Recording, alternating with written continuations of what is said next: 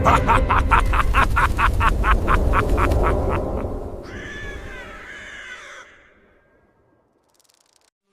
बार की बात है। उत्तर प्रदेश के एक छोटे से गांव भैरवपुर में एक गरीब औरत रहती थी जिसका नाम था सरिता। सरिता बहुत ही सीधी सादी और मेहनती महिला थी। उसका पूरा जीवन अपने परिवार के लिए ही समर्पित था। सरिता के दो छोटे छोटे बच्चे थे, अंकित और रोहन। सरिता का पति मोहनलाल पिछले कई महीनों से गंभीर बीमारी से जूझ रहा था। घर की हालत बहुत खराब थी।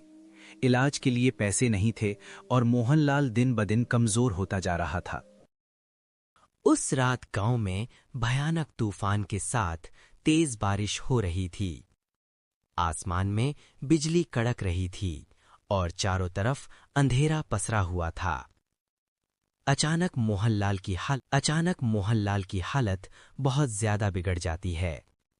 उसकी सांसें तेज चलने लगती हैं। मोहनलाल को देखकर सरिता घबराते हुए कहती है, सुनिए जी, आपकी तबीयत बहुत ज्यादा खराब लग रही है।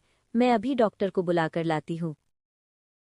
लेकिन मोहनलाल कमजोर आवाज में कहता है, नहीं सरिता, मेरी चिंता मत कर, मैं ठीक हो जाऊंगा। पहले बच्चों के लिए कुछ बना दे, वे शाम से भूखे हैं।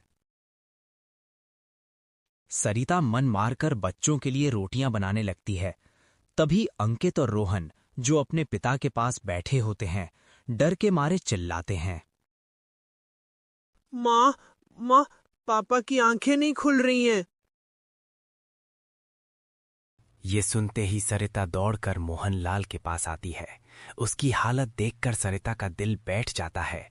वो तुरंत डॉक्टर के पास जाने का फैसला करती है। बारिश में भीगती हुई सरिता गांव के रास्ते पर दौड़ रही होती है कि तभी उसे मोहनलाल का दोस्त रघु मिल जाता है। अरे भाभी, इतनी रात और इतनी बारिश में कहाँ जा रही हो? लेकिन सरिता बिना कुछ बोले आगे बढ़ जाती है। कुछ देर बाद वो गांव की डॉक्टर अरविंद के घर पहुंचती है और जोर जोर से दरवाजा पीटने लगती है। दरवाजे की आवाज से नींद से जागते हुए डॉक्टर बड़बड़ाता है, कौन है इतनी रात को? इन गांव वालों को अक्ल नहीं है क्या? थोड़ी देर बाद डॉक्टर और उसकी पत्नी नंदिनी दरवाजा खोलते हैं। सामने रोती बिलखती सरिता खड़ी होती है। डॉक्टर साहब, मेरे पति की हालत बहुत खराब है। कृपया चलिए, नहीं तो वो मर जाएंगे। लेकिन डॉक्टर अरविंद गुस्से में कहता है, अभी नहीं, सुबह आना। हर बार ऐसे ही चले आते हो। क्या डॉक्टर की कोई जिंदगी नहीं होती? इतना कहकर डॉक्टर दरवाजा बंद कर देता है। डॉक्टर के अंदर जाते ही उसकी पत्नी नंदिनी कहती है, आपको उस बेचारी औरत के साथ जाना चाहिए था। यही आपका धर्म है। डॉक्टर हंसते हुए कहता है, ये गांव वाले पैसे देने में रोते हैं, बिना पैसे के मैं क्यों जाऊं? उधर सरिता टूटे हुए दिल से वापस लौट रही होती है। बारिश की वजह से उसका पैर फिसल जाता है और वो जोर से गिर पड़ती है। उसका सिर एक बड़े पत्थर से टकरा जाता है और वहीं उसकी मौत हो जाती है। घर पर अंकित और रोहन मां का इंतजार कर रहे होते हैं। भैया, मां अभी तक नहीं आई, मुझे डर लग रहा है। लेकिन तभी मोहनलाल की भी हालत बिगड़ जाती है और उसकी भी मौत हो जाती है। सरिता की आत्मा मरने के बाद चुड़ैल बन जाती है। वो अदृश्य रूप में अपने घर पहुंचती है जहां उसके बच्चे रो रहे होते हैं। थोड़ी देर में रघु भी वहां आ जाता है। सुबह गांव वालों को पत्थर के पास सरिता की लाश मिलती है। गांव के एक बुजुर्ग हरदेव कहते हैं, बेचारी रात में फिसल गई होगी, इसका भी अंतिम संस्कार कर दो।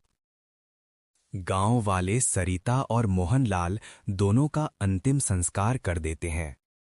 अंकित और रोहन को रघु अपने घर ले जाता है।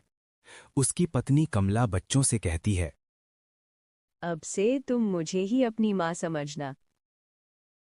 उधर डॉक्टर अरविंद के घर भी सरिता की मौत की खबर पहुंचती है। नंदिनी डॉक्टर से कहती है, अगर उस रात तुम चले जाते तो आज वो जिंदा होती। लेकिन डॉक्टर बेपरवाही से हंस देता है। उसी रात डॉक्टर को अपने कमरे में सरिता की परछाई दिखाई देती है। तुम तो मर चुकी हो। लेकिन सरिता गायब हो जाती है। अगली रात सरिता डॉक्टर पर हमला करती है और कहती है, पैसों के लालच में तुमने मेरा परिवार उजाड़ दिया।